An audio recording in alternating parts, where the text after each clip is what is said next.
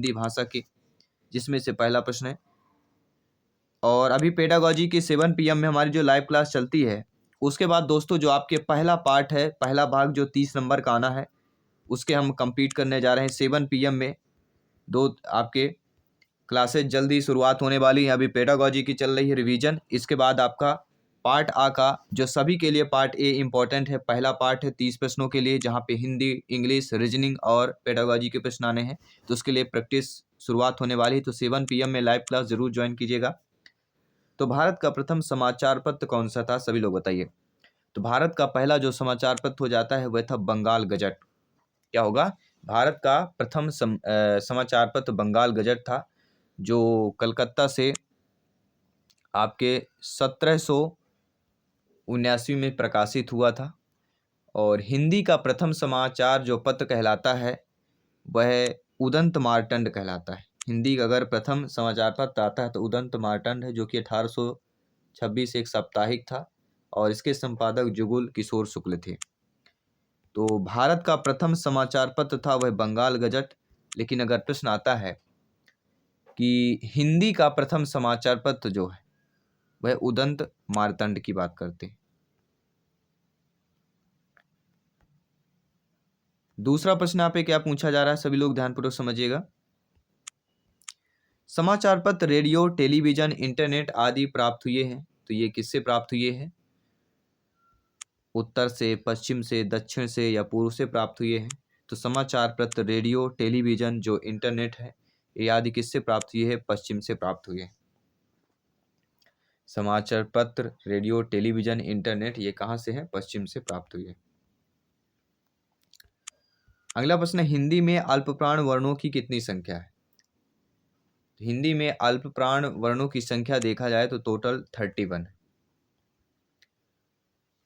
15 आपके जो होते हैं वह स्पर्श, 15 जो होते हैं वह स्पर्श व्यंजन है। 4 आपके अंतस्थ व्यंजन है और इसमें एक आपका उच्छिप्त व्यंजन भी शामिल है और गैरा स्वर शामिल है। तो टोटल कितने हैं? अल्पप्राण वर्णों की संख्या 31 है टोटल। इनमें से किस शब्द में जो है ऋषि की मात्रा का उपयोग हुआ है? वृष्टि, रिपु, क्रिया, वर्षा। तो ऋषि की मात्रा यहाँ पे पूछा जा रहा है, तो किस में प्रयोग हुआ है? तो वो वृष्टि में आपका ऋषि का प्रयोग हुआ है। पहला ऑप्शन सही हो जाएगा। इसके बाद अगला प्रश्न है, देवनागरी लिपि में किए गए सुधारों में पंचमाक्षर के बदले अनुस्वार के प्रयोग का सुझाव इनमें से किसने दिया था? देवनागरी लिपि में किए गए सुधारों में पंचमाक्षर के बदले अनुसार के प्रयोग का सुझाव इनमें से जो श्याम सुंदर दास जी ने दिया था। पहला ऑप्शन सही हो जाएगा। इसके बाद अगला प्रश्न है कि इनमें से किसका उच्चारण स्थान दंत हो जाएगा? तो जो ता उच्चारण स्थान है हमारा दंत कहला जाता है। तावर के जो भी आते हैं, ता था दा धा ना, और ला और सा इसमें दंत वर्ण कहलाते हैं। ला सा कौन होते हैं? दंत वर्ण कहलाते हैं। दांत और जीभ के स्पर्श में बोले जाने वर्णों को दंत वर्ण कहा जाता है। तो अगर दंत वर्ण आता है तो ला और शा ये हमारे दंत वर्ण कहलाते हैं। इसके बाद अगला प्रश्न है कि जिन स्वरों के उच्चारण में हवा नाक से भी निकलती है उसे क्या कहा जाता है? जिन स्वरों के उच्चारण में हवा नाक से भी निकलती है उनको कहा जाता है अनुनासिक स्वर। अगला प्रश्न है, ध्यान दीजिएगा, निम्नलिखित में से कौन सा अंतस्थ व्यंजन है? तो जो ला हमारा कहलाता है वह अंतस्थ व्यंजन कहलाता है। और अंतस्थ व्यंजन कौन से होते हैं? या, रा, ला, वा, ये 4 वर्ण है जो अंतस्थ व्यंजन कहलाते हैं। अंतस्थ का अर्थ क्या होता है? भीतर रहने वाला या अंदर का या भीतरी मन में रहने वाले। यारा लावा। अगला प्रश्न देख लेते हैं,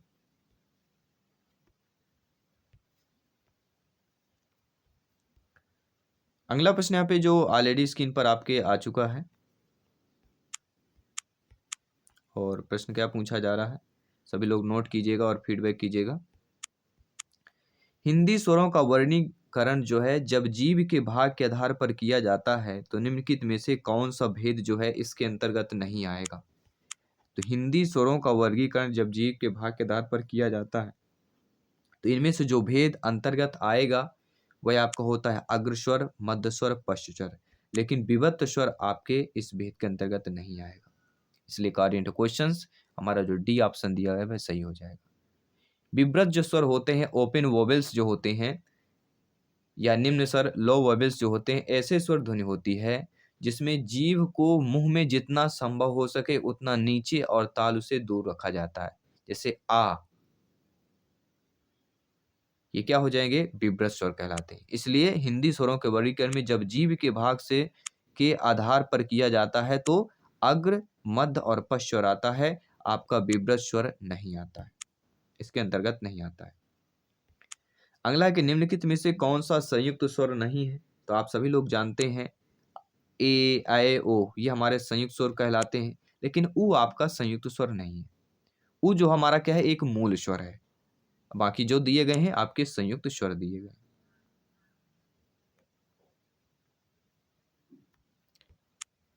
अगला प्रश्न है, इनमें से कौन सा तत्सम शब्द दिया गया है। तो अंक जो दिया गया है यह हमारा तत्सम शब्द हो जाएगा। इसका तद्भव रूप क्या होता है, आंख। अगर अंक का तद्भव पूछा जाए तो तद्भव रूप हो जाएगा आंख, और आंख का तत्सम रूप अर्क, और आंख का तत्सम होगा अर्क जो पहला दिया गया है। आंख अगर पूछा जाए आंख का तत्सम रूप क्या है तो वो हो जाएगा, आंख का क्या हो जाएगा, अर्क हो जाएगा। ठीक है। और इसके बाद अगर आंत का पूछा जाता है तो आंत का तत्सम रूप क्या हो जाएगा, आत्र, आत्र हो जाएगा। और अंजलि का शुद्ध रूप जो होता है वह छोटी ली होना चाहिए, बाकी सब सही है, छोटी ली होना चाहिए शुद्ध रूप। अंजलि क्या होता है, शुद्ध रूप इसका होता है अंजलि, छोटी ली। तो यहाँ पे हमारा जो तत्सम पूछा जा रहा है तो अंक हमारा यहाँ पे तत्सम हो जाएगा। हरिद्रा शब्द का तद्भव रूप क्या हो जाएगा। तो हरिद्रा शब्द का जो तद्भव रूप होता है वह होता है हल्दी, और हल्दी का तत्सम होता है हरिद्रा। हरिहार, तो हरा शब्द का कोई संबंध आपके हरिद्रा से नहीं है, हरा का कोई भी संबंध नहीं है।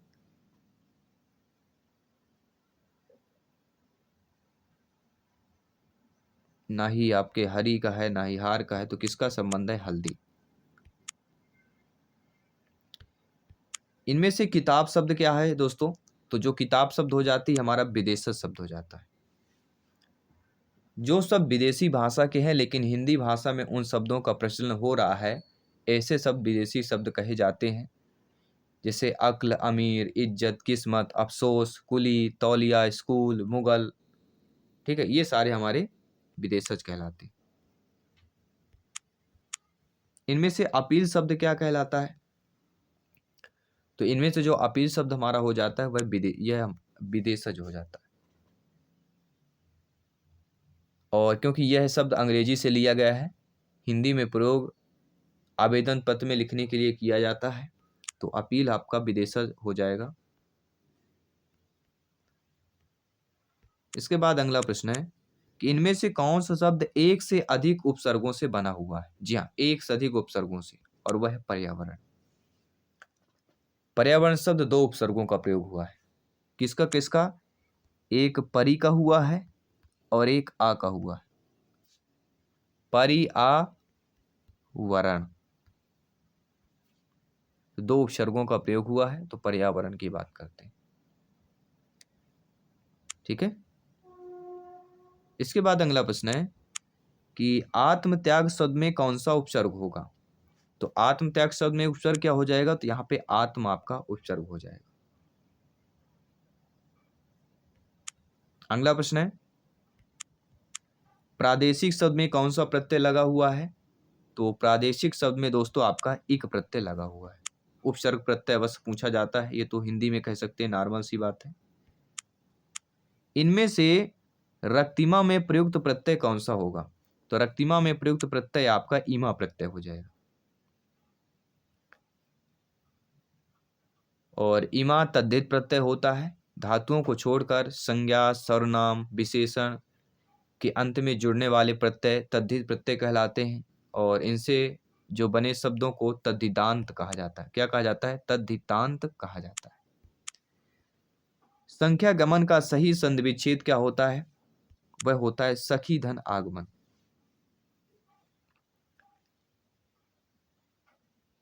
इसमें यण स्वर संधि है।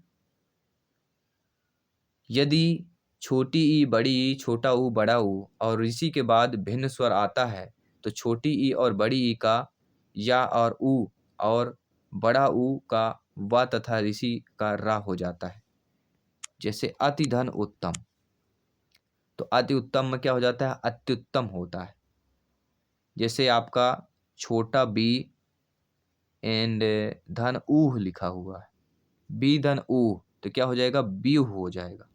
चक्रव्यूह बोलते हैं ना, वैसे व्यूह हो जाएगा। जैसे स्वच्छ का होता है, तो स्वच्छ में क्या होता है? सुधन अच्छ, सुधन अच्छ बराबर स्वच्छ हो जाता है। इसके बाद जो अगला प्रश्न है कि सच्छास्त्र का समुचित संधि विच्छेद बताना है। सच्छास्त्र, इसका समुचित जो संधि विच्छेद होगा सतधन शास्त्र हो जाएगा। यह व्यंजन संधि का उदाहरण है। जहां तू के बाद सा आए तो ता का चा तथा सा का छा में परिवर्तित हो जाता है। किसका होता है? जब तू के बाद कोई भी शब्द आता है, जहां पे सा आता है तो यह आपके ता में परिवर्तित हो जाता है। अगर चाय आता है तो आपके, ठीक है, जहां तू के बाद सा आता है, तू के बाद सा आता है तो ता आपका किस में परिवर्तित होता है? ता होता है आपके चा में परिवर्तित।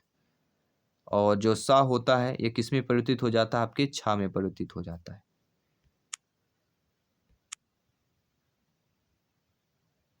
जैसे आपका उत धन श्रृंखला बराबर उत्श्रंखल, उत धन श्वास बराबर उच्छ्वास। ठीक है। अगला जो प्रश्न है कि प्रत्यंग किस समास का उदाहरण हो जाएगा? तो प्रत्यंग जो होता है ये आपके अव्ययी भाव समास का उदाहरण हो जाता है, क्योंकि जिस समास में पूर्व पद अव्यय होता है अर्थात पूर्व पद प्रधान होता है, अव्ययी भाव समास कहलाता है। जैसे प्रतिदिन, यथाशक्ति, ये क्या है? आपके अव्ययी भाव। तो प्रत्यंग भी आपका अव्ययी भाव समास होगा। अगला प्रश्न है मृग नयन में कौन सा समास हो जाएगा? तो मृग नयन में आपका कर्मधारय समास हो जाएगा, क्योंकि जिस समासिक शब्द का उत्तर पद प्रधान हो उसे पूर्व पद का उत्तर पद में विशेषण विशेष का संबंध हो, कर्मधारय समास कहलाता है। फॉर एग्जाम्पल नील कमल, नीला है जो कमल। मृग नयन, मृग है नयन। अर्थ के आधार पर वाक्य के भेद बताना है। तो अर्थ के आधार पर वाक्य जो होते हैं 8 प्रकार के होते हैं। पहला देखिए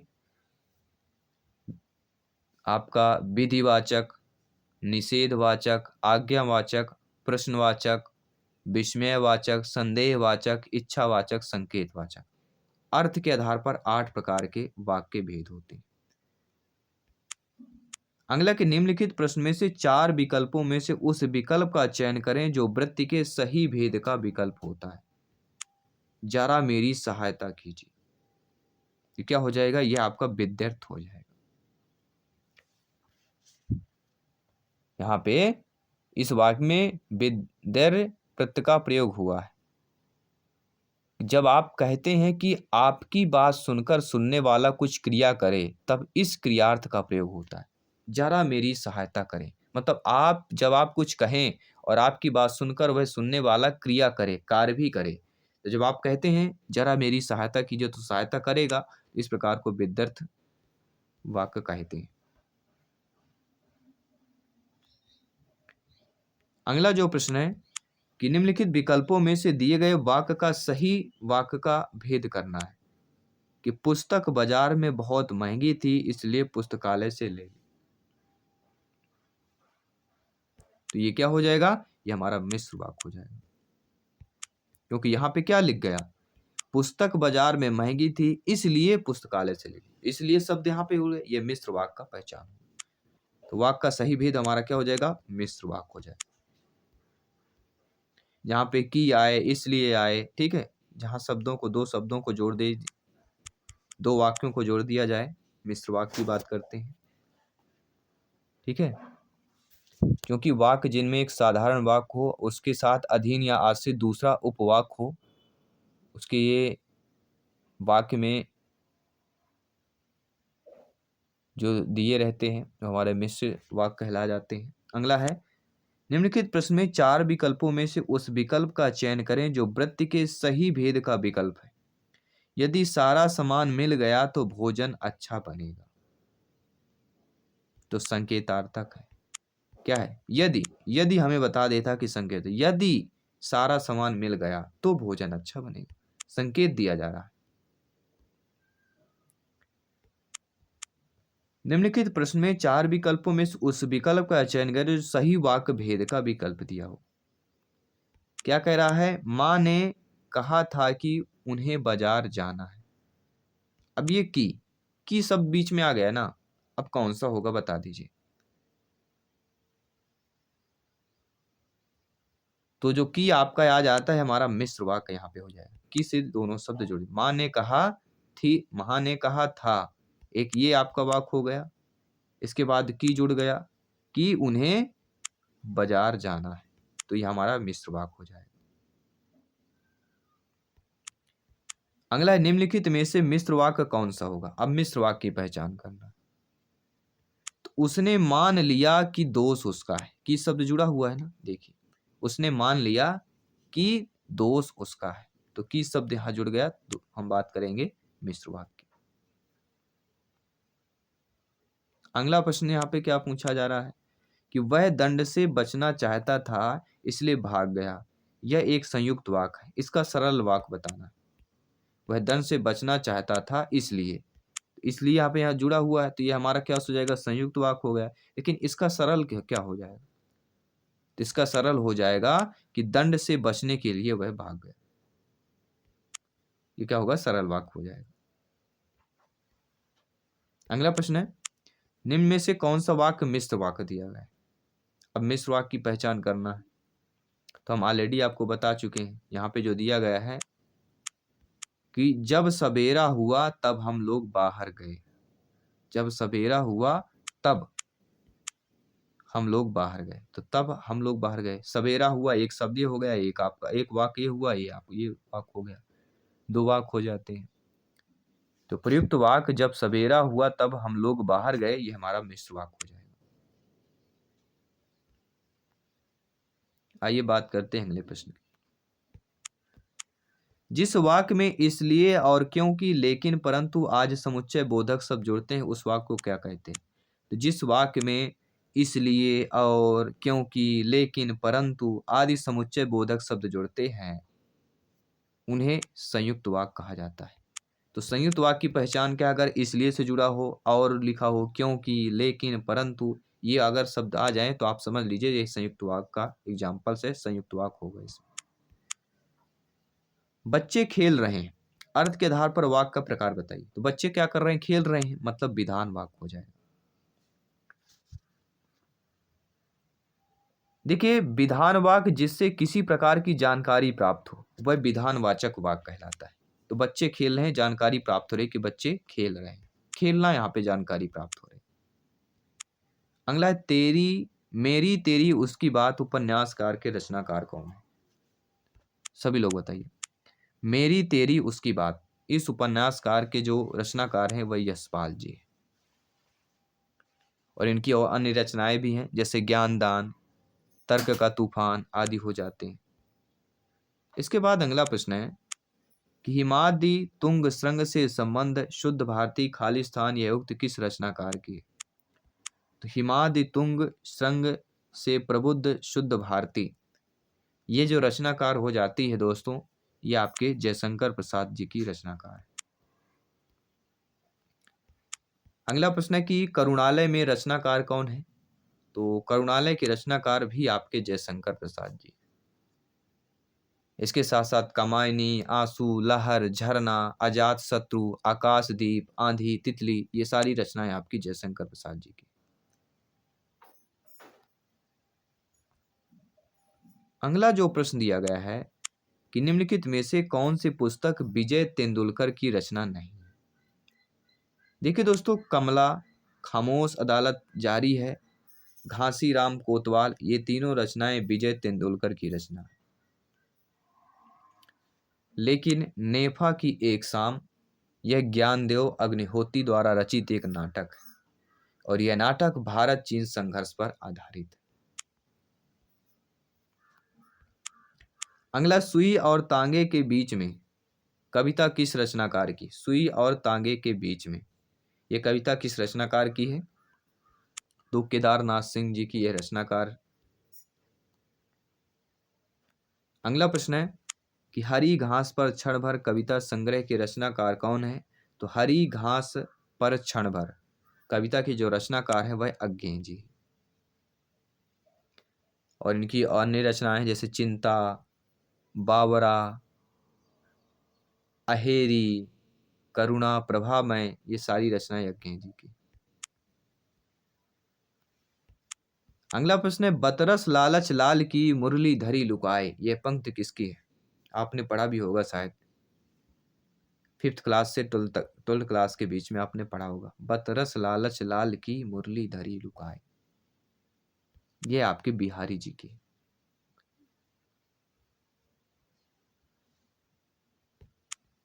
अगला प्रश्न देख लीजिएगा, असौ न मनते कस्मादनुष्ण मन लंकृति पंक्ति में के लेखक हैं। सभी लोग बताइए इस पंक्ति के लेखक कौन है। और इस पंक्ति के लेखक आपके जयदेव जी।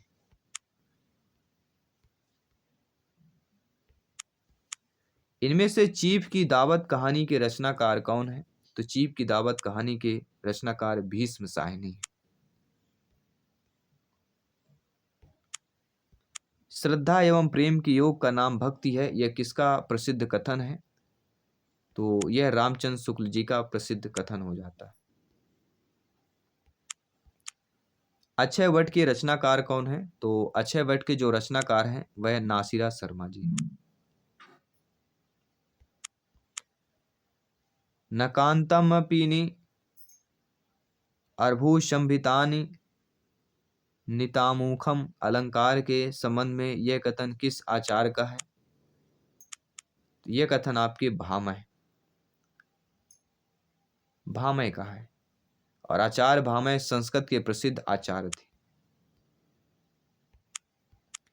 हरी घास पर क्षण भर के रचनाकार कौन है।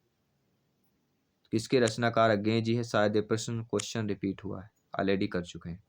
अगले प्रश्न की बात करें, छंदानुशासन के रचयिता इनमें से कौन है। तो छंदानुशासन के रचयिता आपके हेमचंद जी हैं।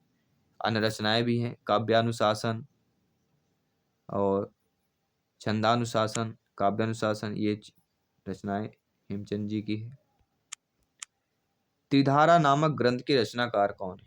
तो त्रिधारा नामक ग्रंथ के रचनाकार सुभद्रा कुमारी चौहान जी। एक कविता संग्रह है और उनकी सुभद्रा कुमारी चौहान की अन्य भी रचनाएं हैं, मुकुल, बिखरे मोती, झांसी की रानी। अगला जो प्रश्न दिया गया है, किनमें से देहाती दुनिया उपन्यास के लेखक कौन है। देहाती दुनिया, तो देहाती दुनिया के उपन्यास के जो लेखक आपके कहला जाते हैं वे कहला जाते हैं शिव पूजन सहाय। वे दिन वे लोग, मेरा जीवन, हिंदी भाषा और साहित्य, ग्राम सुधार विभूति आदि इनकी रचनाएं हैं। ABCD के रचनाकार कौन है। तो ABCD के जो रचनाकार कहला जाते हैं रविंद्र कालिया। ABCD जो है रविंद्र कालिया द्वारा लिखित एक उपन्यास है। इनके द्वारा लिखित अन्य उपन्यास है खुदा सही सलामत है। ठीक है, तो ABCD अगर आता है तो रविंद्र कालिया की बात करेंगे।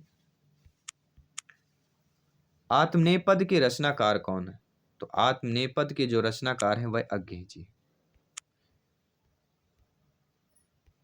कबीर के आलोचक पुस्तक के लेखक इनमें से कौन है? तो वह कहला जाते हैं डॉक्टर धर्मवीर। अगला है रंग बरसे भीगे चुनर वाली रंग बरसे गीत के रचनाकार कौन है?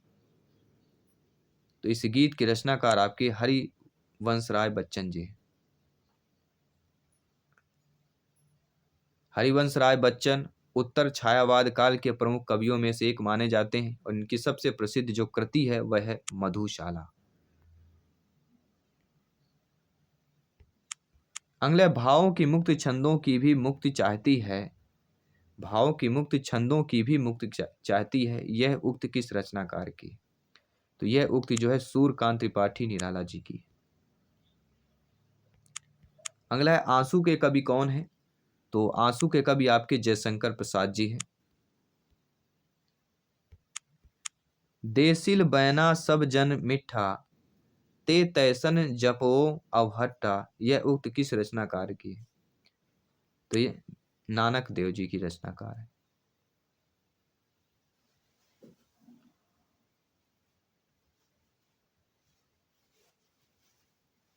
सभी लोग बताइए नानक देव की रचनाकार है या विद्यापति की है या कबीर दास जी की या सूरदास जी की? तो देसिल बौना सब जन मिठा में तैतन जपो अवहट्टा। तो ये जो रचनाकार है ये आपके विद्यापति जी की, ना कि नानक देव जी की। कहीं कहीं आपको नानक देव मिल सकता है लेकिन राइट ऑप्शन विद्यापति है। देखिए विद्यापति को मैथिल कोकिल के नाम से भी जाना जाता है। यहाँ पे जो पहला ऑप्शन विद्यापति वाला सही हो जाएगा। काव्य आत्मा की संकल्पनात्मक अनुभूति है, यह किस रचनाकार की युक्ति है? तो काव्य आत्मा की संकल्पनात्मक अनुभूति है, यह आपके जयशंकर प्रसाद जी की युक्ति हो जाती है। अगला जो प्रश्न है कि झरना की रचनाकार कौन है? तो झरना के रचनाकार भी आपके जयशंकर प्रसाद जी। श्रीमती कामता प्रसाद गुरु के अनुसार विराम चिन्हों को किस भाषा से लिया हुआ माना जाता है? तो यह अंग्रेजी भाषा से लिया हुआ माना जाता है विराम चिन्हों को, श्री कामता प्रसाद गुरु के अकॉर्डिंग देखा जाए तो। आय तुम्हें पाकर कितना आनंद आ रहा है, इस वाक्य में विराम चिन्ह कौन सा होगा? आय, आय नहीं लिखा हुआ, आहा, आहा तुम्हें पाकर कितना आनंद हो रहा है,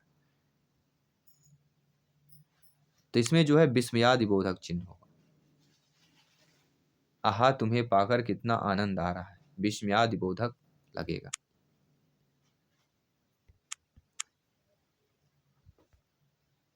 अगला प्रश्न है कि पर्यायवाची शब्द का सही चयन कीजिए, उपाय का पर्यायवाची बताना है। तो उपाय का जो पर्यायवाची हो जाएगा वह कौन सा हो जाएगा, सभी बताइए। उपाय का पर्यायवाची होगा तरीका। आपके पास क्या उपाय है, आपके पास क्या तरीका है।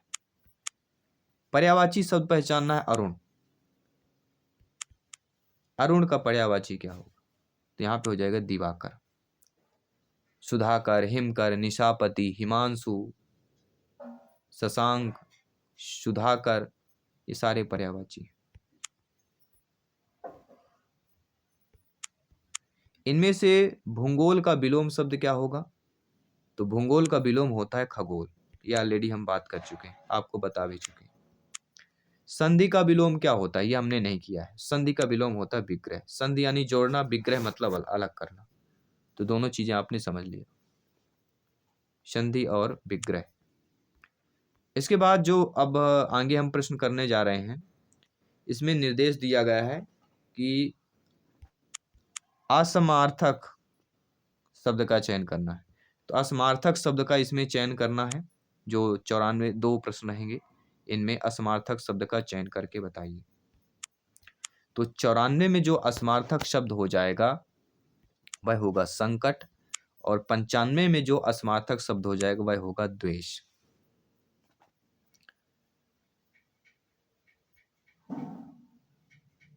और पीड़ा, व्यथा, दर्द, ये तीनों जो शब्द दिए गए ये हमारे सार्थक शब्द दिए गए। और संकट हो गया, विपत्ति हो गया, आपदा हो गया,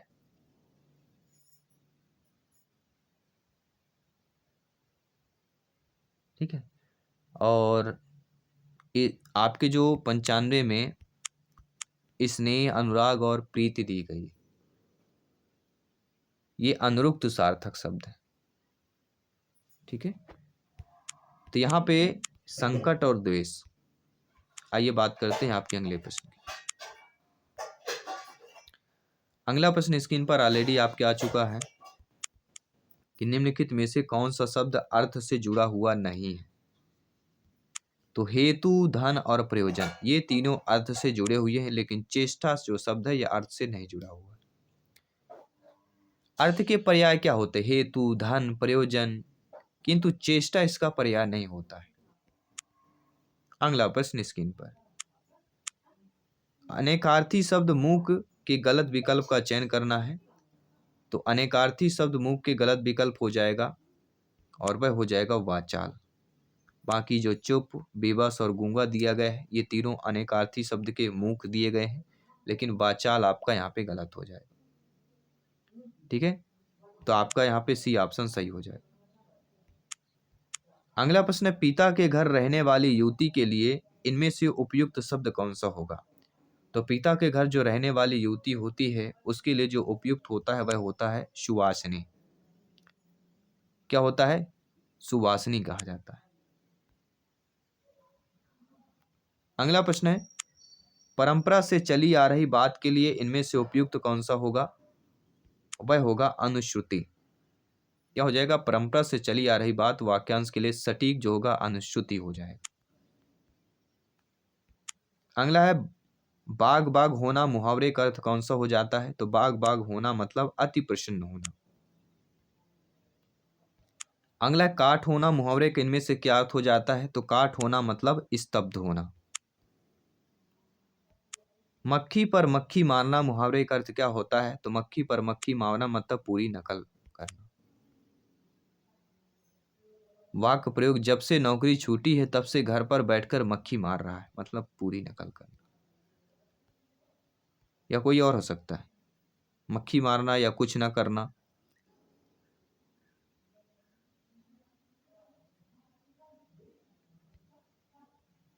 सभी बताइएगा। जितना मुंह उतनी बातें, इस लोकोक्ति का अर्थ क्या होगा। इस लोकोक्ति का अर्थ हो जाएगा एक ही बात पर भिन्न भिन्न कथन। मतलब जितना मुंह उतनी बातें, एक ही शब्द को अलग अलग अपने अपने देखिए अलग अलग विचार होते हैं। धब्बा लगाना मुहावरे का अर्थ क्या हो जाता है। तो धब्बा लगाना मुहावरे का अर्थ यहाँ पे जो आपका हो जाता है वह होता है कलंकित करना। पहला ऑप्शन सही हो जाए।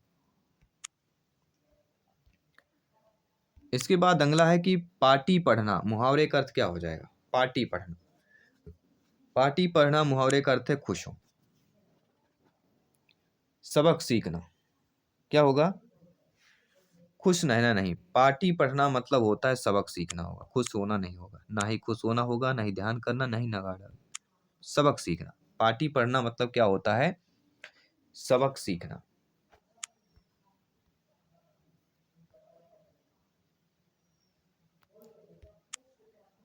उंगली पकड़ के पहुंचा पकड़ना मुहावरे का क्या अर्थ है। तो धीरे धीरे साहस को बढ़ने देना।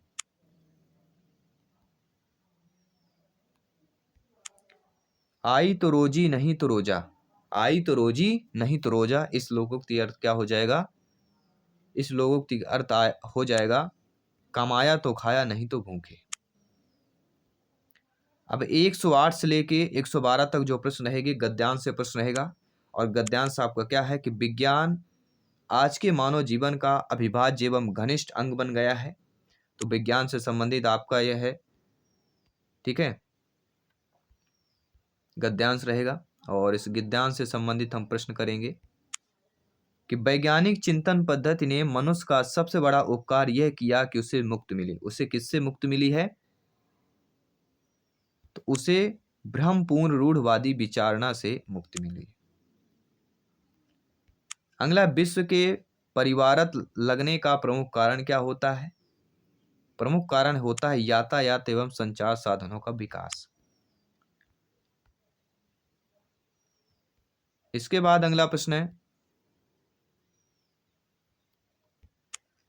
कि हस्तामलक शब्द से अभिप्रेरित हो जाता है, तो हस्तामलक शब्द से जो अभिप्रेरित हो जाएगा यहाँ पर वह हो जाएगा स्पष्ट और अनायात बोधगम। अगला, वैज्ञानिक चिंतन पदवंश से क्या आशय होता है? तो स्वस्थ एवं संतुलित चिंतन।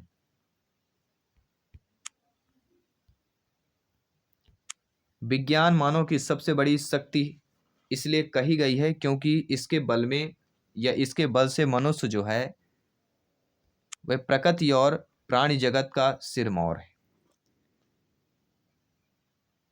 क्योंकि इसके बल से मनुष्य जो है प्रकृति और प्राणी जगत का सिरमौर है। अगला जो प्रश्न है कि जब कोई सरकारी पद, कार्यालय, ज्ञापन या ज्ञापन एक साथ अनेक परिस्थितियों को भेजा जा रहा हो तो उसे क्या कहा जाता है? तो उसे परिपत्र कहा जाता है। कार्यालय आदेश में अधिकारी का हस्ताक्षर किस स्थान पर आएगा? तो नीचे दाहिनी ओर आएगा। नीचे के दाहिनी ओर जो है कार्यालय आदेश में अधिकारी के हस्ताक्षर होते हैं, वह स्थान आता है नीचे के दाहिनी ओर। निम्नलिखित में से किसके अंतर्गत नियुक्त छुट्टियों की स्वीकृति अथवा पदवृद्धि आदि की सूचनाएं दी जाती है? वह आपका कार्यालय आदेश। निम्नलिखित में से किसका प्रयोग सरकारी स्तर पर अधिकतर भारतीय गजटों में प्रकाशित सरकारी नियम, आदेश, अधिकार और नियुक्तियों की सूचना के प्रसंग में होता है? वह होता है अधिसूचना। बी ऑप्शन सही कर लेना है। इनमें से कौन सा नाटक उपनिषद काल पर आधारित होता है? वह होता है जन्मेजय का नाग यज्ञ। जन्मेजय का नाग यज्ञ जयशंकर प्रसाद द्वारा रचित ऐतिहासिक नाटक है जो उपनिषद काल पर आधारित है और इसमें महाभारत का प्रसंग लिया गया है। हिंदी साहित्य के प्रथम कालखंड को बीजोपन काल का नाम जो है किसने दिया है? तो महावीर प्रसाद द्विवेदी जी ने। जी हाँ, हिंदी साहित्य के प्रथम कालखंड को महावीर प्रसाद द्विवेदी ने बीजोपन काल का नाम दिया है। अगला प्रश्न है कि अपभ्रंश भाषा का काल कौन सा कहलाता है? तो अपभ्रंश भाषा का जो काल कहलाता है वह 500 ईसा से 1000 ईस्वा माना जाता है और पूर्व आदिकाल में अपभ्रंश की अनेक रचनाएं भी प्राप्त हुई हैं। आदिकाल का संभावित समयारंभ कौन सा माना गया है? तो आदिकाल का संभावित समयारंभ जो माना गया है वह माना गया है 1050 विश्वत संघ माना गया है, जिसे अधिकांश विद्वानों की सहमति। आइए बात करते हैं अगले प्रश्न की। अगला प्रश्न पूछा जा रहा है कि ममता कालिया को दुखम सुखम उपन्यास के लिए कौन सा पुरस्कार प्राप्त हुआ? ज्ञानपीठ पुरस्कार, साहित्य अकादमी पुरस्कार, व्यास सम्मान या मूर्त देवी पुरस्कार।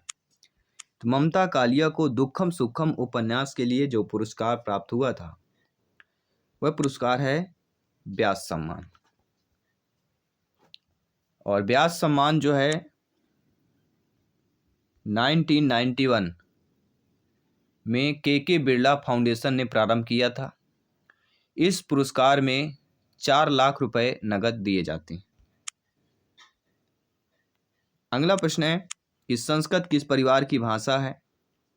तो संस्कृत आपके आर्य परिवार की भाषा कहला जाती है, जो हिंदी यूरोपीय भाषा परिवार की एक शाखा है। हिंदी, बांग्ला, मराठी, सिंधी, पंजाबी, नेपाली ये इनसे उत्पन्न हुई है। हिंदी में तुलनात्मक आलोचना का प्रारंभ किसने किया है? हिंदी में तुलनात्मक आलोचना के प्रारंभकर्ता पद्म सिंह शर्मा जी। बी ऑप्शन सही कर लीजिएगा। टेलीग्राम से अवश्य जुड़िएगा, लिंक दे दूंगा। फ्री में नोट्स पीडीएफ फाइल आपको मिल जाएगी, ये मॉडल पेपर की भी मिल जाएगी। तो निम्नलिखित बोलियों में से किस बोली का विकास शौर सैनी अपभ्रंश से नहीं हुआ है? तो बुंदेली, ब्रजभाषा, कन्नौजी इन तीनों का हुआ, लेकिन बघेली का नहीं हुआ है। बघेली बोली का विकास शौर सैनी अपभ्रंश से नहीं हुआ है। बाकी बुंदेली, कन्नौजी, ब्रजभाषा, खड़ी बोली, ये बोलियां जो है बघेली पूर्वी हिंदी से विकसित है। अगला प्रश्न देख लीजिएगा, हिंदी साहित्य के प्रारंभिक काल को आदिकाल नाम किसने दिया है? तो हजारी प्रसाद द्विवेदी जी ने दिया है। हजारी प्रसाद द्विवेदी ने आदिकाल कहा था। और राम कुमार वर्मा जी ने क्या कहा है? तो राम कुमार वर्मा जी ने चारण काल या संधि काल कहा था। आदिकाल का हजारी प्रसाद द्विवेदी, लेकिन राम कुमार वर्मा जी अगर आता है या प्रश्न पूछा जाता है संधि काल या चारण काल, तो फिर राम कुमार वर्मा जी ने दिया था।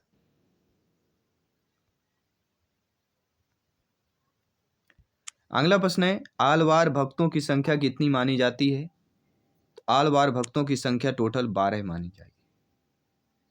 जबकि नायारों, अगर नायारों आता है, आलवार भक्तों के लिए 12 है, लेकिन अगर आपका नए नारों पूछा जाता है, जी हाँ, नए नारों की संख्या टोटल 63 मानी गई। और सिद्ध और जैन जो क्रमशः कहलाते हैं, सिद्ध 84 और जैन भी 84, और नाथों की संख्या 9 मानी गई। अगर नाथों पूछा जाता है तो नाथों की संख्या टोटल 9 मानी गई। तो किस काल को गद्यकाल के नाम से भी जाना जाता है? आधुनिक काल को। गद्यकाल आधुनिक काल का अन्य नाम है। वीरगाथा काल को, वीरगाथा काल जो है इसको आदिकाल, रीतिकाल को उत्तर मध्यकाल तथा भक्ति काल को पूर्व मध्यकाल के नाम से जाना जाता है। तो गद्यकाल जो है आधुनिक काल। पूर्व मध्यकाल का समय कौन सा कहलाता है? तो पूर्व मध्यकाल मतलब भक्ति काल की बात की जाती है, तो 1050 से 1375 विवन संवत तक माना जाता है। विश्वत संवत की बात करते हैं। अगला प्रश्न है, पूर्व मध्यकाल को हिंदी साहित्य में किस नाम से जाना जाता है? तो हम ऑलरेडी आपको बता चुके हैं, पूर्व मध्यकाल यानी भक्ति काल।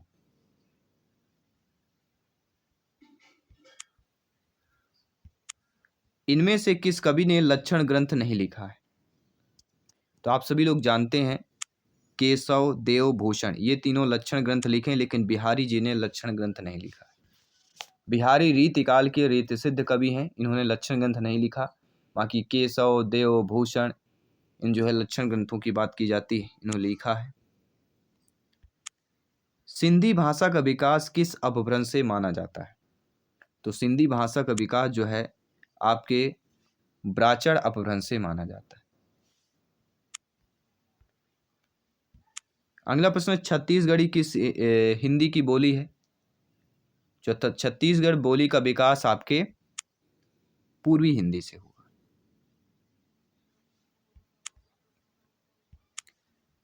इनमें से किस कवि को कठिन काव्य का प्रेत कहा गया है? तो केशवदास जी को। कठिन काव्य का प्रेत केशवदास जी को कहा गया है। ये रीतिकाल के रीतबद्ध कवियों के अग्रणी रहे हैं, काव्य की परंपराओं को लेकर संवेदनशील भी रहे हैं, और इन्हें कठिन काव्य का प्रेत कहा गया। केशवदास जी। साहित्य अकादमी की स्थापना कब हुई थी? तो साहित्य अकादमी की स्थापना 12 मार्च 1954। इसका मुख्यालय नई दिल्ली में स्थित है। साहित्य अकादमी पुरस्कार इसी संस्था द्वारा जो है प्रदान किया जाता है। भक्ति आंदोलन को इनमें से किस विद्वान ने इस्लामी आक्रमण की प्रतिक्रिया कहा? तो रामचंद्र शुक्ल जी ने। आचार्य रामचंद्र शुक्ल ने इस्लाम के आक्रमण को भक्त के उदय का कारण माना है। इस्लाम आक्रमण ने हिंदुओं की भावनाओं को कुचला था, जिससे हिंदू अपभ्रंश की स्थिति में आ गए थे और भक्त की ओर मुड़ गए थे। मैथिशरण गुप्त ने इतिहास के उपेक्षित नारी पात्र इनमें से किस पुस्तक से प्रतिष्ठित किए हैं? और वह कहलाती है साकेत। मैथिशरण गुप्त ने अपेक्षित नारी पात्रों को महत्ता दी है। उन्होंने यशोधरा, कैकेयी, उर्मिला को मुख्य पात्र माना है। साकेत में गुप्त जी उर्मिला को नायिका मानते हुए उसके वियोग का भी वर्णन किया है। किसने? मैथिली शरण गुप्त की बात करते हैं। दोस्तों हड़ौती बोली कौन सी बोली कहलाती है? तो हड़ौती जो बोली होती है वह पूर्वी राजस्थान की बोली है। यह बोली राजस्थान के कोटा, बूंदी आसपास के क्षेत्रों में बोली जाती है हड़ौती। लीलाधर जगुड़ी को किस कृति का साहित्य अकादमी पुरस्कार प्राप्त हुआ है? तो लीलाधर जगुड़ी की अगर बात करते हैं, जिस कृति पर इनको साहित्य अकादमी पुरस्कार प्राप्त हुआ है वह आपकी है अनुभव के आकाश में चांद। उनकी जो प्रमुख रचनाएं हैं, नाटक जारी है, रात अभी मौजूद है, इस यात्रा में, घबराए हुए, ये सारी इनकी रचनाएं हैं लीलाधर जुगड़ी की बात करते हैं। हिंदी साहित्य इतिहास का प्रथम लेखक किसे माना जाता है? तो हिंदी साहित्य इतिहास का जो प्रथम लेखक माना जाता है वह हमारे गारसा दत्तासी। गारसा दत्तासी इन्होंने हिंदी साहित्य के इतिहास का प्रथम लेखक फ्रेंच विद्वान गारसा दत्तासी को माना जाता है। इन्होंने हिंदी साहित्य इतिहास की पुस्तक इस्तवार दाला लितरे न्यूर एंदोई एंदोस्तानी लिखी है।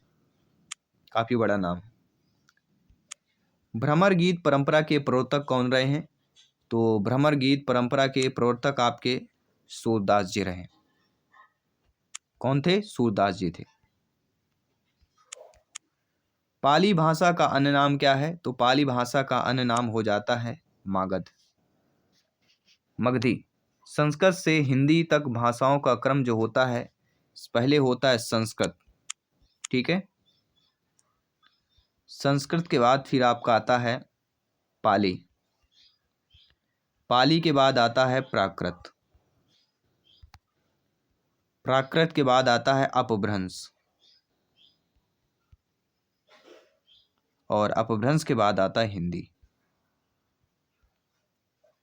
तो इस प्रकार क्रम है आपका। अगला प्रश्न है, मगधी अपभ्रंश से विकसित बोली कौन सी है? वह कहलाती मगही। मगधी अपभ्रंश से मगही, भोजपुरी, बघेली आदि बोलियों का विकास हुआ है।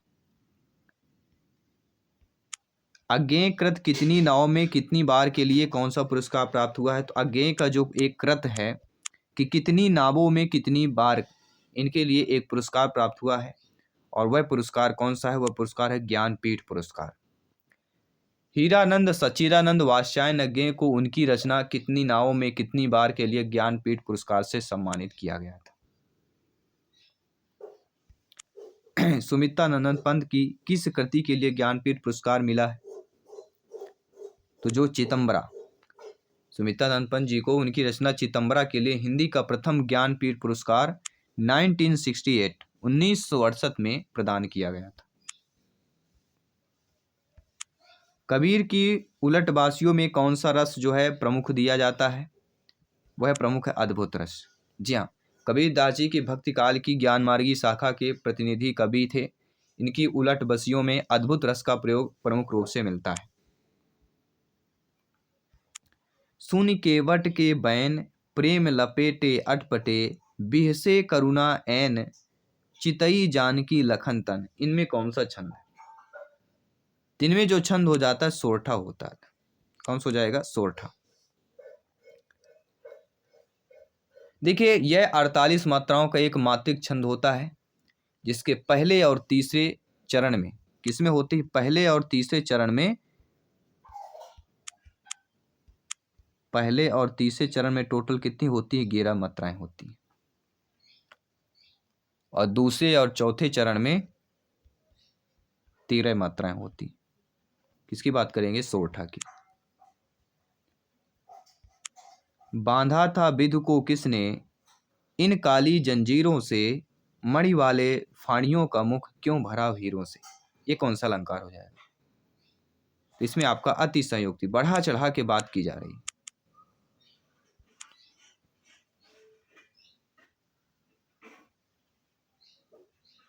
बांधा था विधि को किसने, मतलब विधि विधान को किसने बांधा, इस काली जंजीर से, मणि वाले फणियों का मुख क्यों भरा हीरों से। यानी मणि वाले जो फन है उनका जो मुख है वह हीरो से भरा हुआ है। तो कहीं ना कहीं बहुत बढ़ा चढ़ा के जहाँ बातें की जाती है अति संयुक्त अलंकार होता है। भारतीय संविधान के अनुसार हिंदी के साथ साथ अंग्रेजी का प्रयोग कितने वर्षों तक करने का सुझाव दिया गया था? तो भारतीय संविधान के अनुसार देखा जाए तो वह है 15 वर्षों तक। जी हाँ दोस्तों, भारतीय संविधान के भाग 17 के अनुच्छेद 343 फर्स्ट के अनुसार हिंदी को राजभाषा घोषित किया गया, परंतु 15 वर्षों तक हिंदी के साथ साथ अंग्रेजी का प्रयोग करने का भी सुझाव दिया गया था। इनमें से हिंदी की वह चर्चित रचना कौन सी है जिस पर लोकप्रिय टीवी सीरियल बना था? वह चर्चित आपकी रचना बताना। एक टीवी सीरियल भी बन चुका है और वह आपका चंद्रकांता। देवकी नंदन खत्री द्वारा लिखित उपन्यास चंद्रकांता पर आधारित लोकप्रिय टीवी सीरियल बना है जिसका निर्देशन नीरजा गुलेरी ने किया था। और इस प्रैक्टिस सेट का 150 क्वेश्चंस है कि इनमें से कौन सी भाषा भारतीय संविधान की 8वीं अनुसूची में शामिल नहीं है? सिंधी, कन्नड़, नेपाली या तुल? सभी लोगों को कमेंट करके बताना, फीडबैक करके बताना है। हम सभी लोग जानते हैं भारतीय संविधान के 8वीं अनुसूची में 22 भारतीय भाषाओं का उल्लेख किया गया है, लेकिन कौन सी भाषा जो है भारतीय संविधान की 8वीं अनुसूची में नहीं शामिल है ये बताना है। सिंधी, कन्नड़, नेपाली, तुल? सभी कमेंट कीजिएगा। बाकी 7 PM में आपकी पेडागोजी के बाद ये जो पहला भाग है आपका, ये सेकंड भाग हमने 120 क्वेश्चंस किया है, लेकिन पहला भाग जो 30 प्रश्नों का है वो जल्द ही हम प्रैक्टिस सेट पर लाने वाले हैं, प्रैक्टिस करने वाले हैं। 7 PM में क्लास पे अवश्य ज्वाइन कीजिएगा। मैं आपके साथ जयसवाल सर मिलता हूँ आपके अगले मॉडल पेपर, अगले प्रैक्टिस पेपर पर। सभी मित्रों को जय हिंद, वंदे मातरम। धन्यवाद सभी का।